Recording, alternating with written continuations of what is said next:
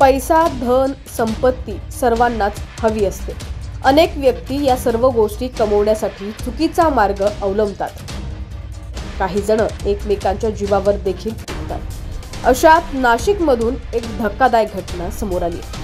पत्नीनं संपत्तीसाठी आपल्या पतीलाच जीवे मारण्याचा कट रचलाय।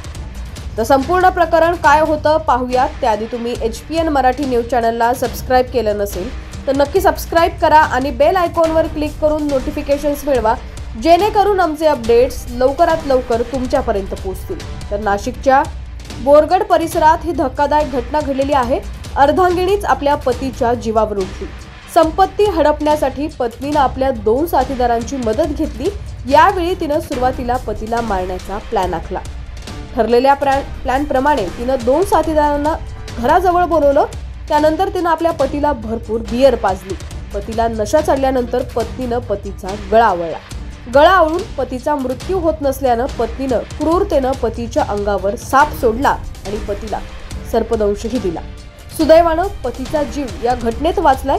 शेजारी राहणाऱ्या व्यक्तीनं ही माहिती मिळताच घटनास्थळी धाव घेतली। त्यानंतर त्याला रुग्णालयात दाखल केलं। या व्यक्तीची पत्नी एवढी क्रूर होती की तिनं पतीच्या डोक्यात हेल्मेटनंही मारलं। रुग्णालयात पतीवर उपचार केले असून आता त्याची प्रकृती स्थिर आहे। सोनी उर्फ एकता जगताप असं संशयित आरोपी पत्नीचं नाव आहे।